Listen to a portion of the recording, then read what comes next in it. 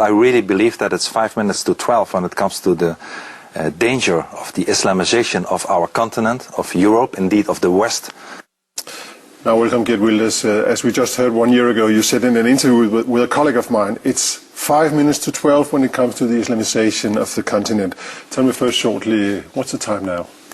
It's still a few minutes to 12, maybe 4 minutes to 12, because the Islamization is continuing. Only in my country we had 140,000 immigrants last year. But there's also good news. Parties like my party are getting stronger. My party became second largest party of the Netherlands in the European elections last year. So there is also a lot amount of people, normal people, that fear the Islamization and really want the government to act. So a lot of people trying to stop the clock going. Well, more people, not a majority yet, but more people than ever are supporting parties like mine that want to fight for freedom and stop the Islamization of our societies. You've compared Islamization with a tsunami. Why is that? Well, because the amount of the influx of both the mass immigration from Islamic countries and also the demographical changes are enormously.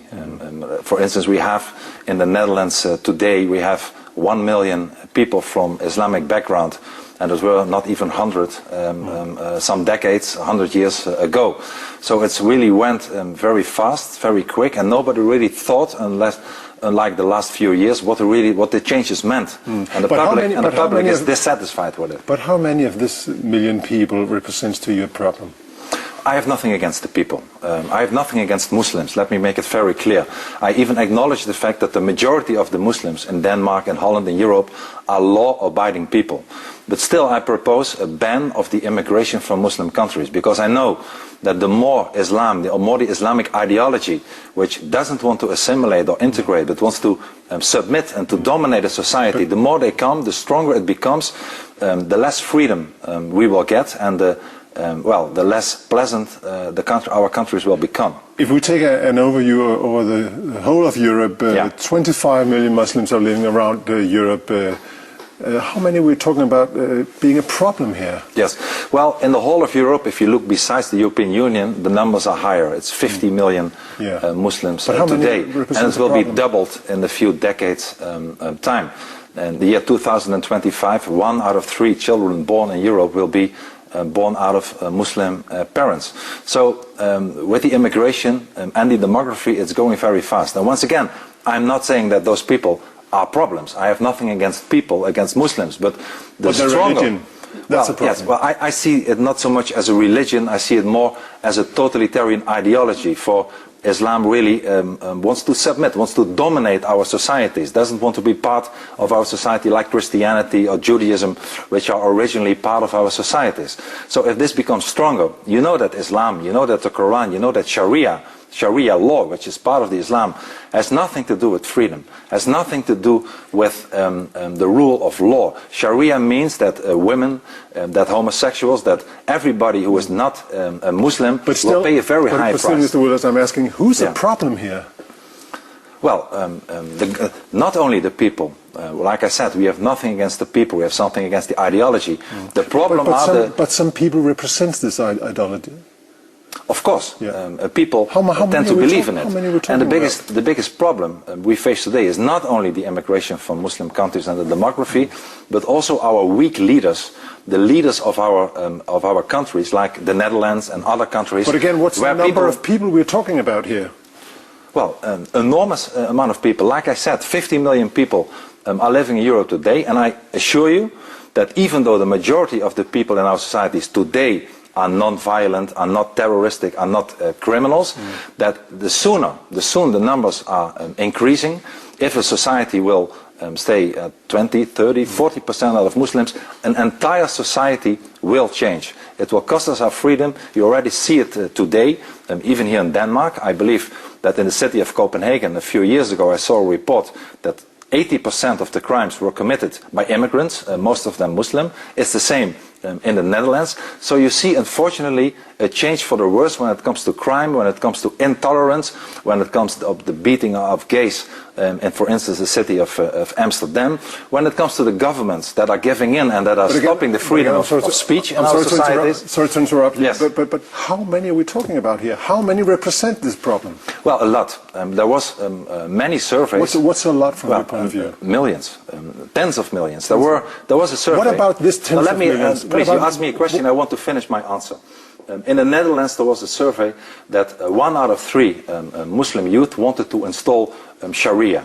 In the United Kingdom, we had a survey that 30–40% of the Muslim students there said that they want to get rid of democracy, also want to install the caliphate, want to install the Sharia. You see the same numbers in Sweden and even in your own country, Denmark. You see that it's still a minority, but a huge amount of Muslims really want a different society than the democratical society that we have today. And as long as they are not a minority, but as soon as they start becoming stronger, they will, I'm sure, change their tune, and it will be too late to fight back.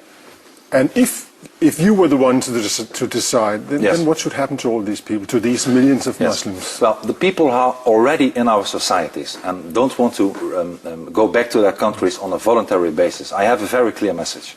If you abide by our laws, if you abide by our values, by our rule of law, by our constitution, you are very welcome to stay.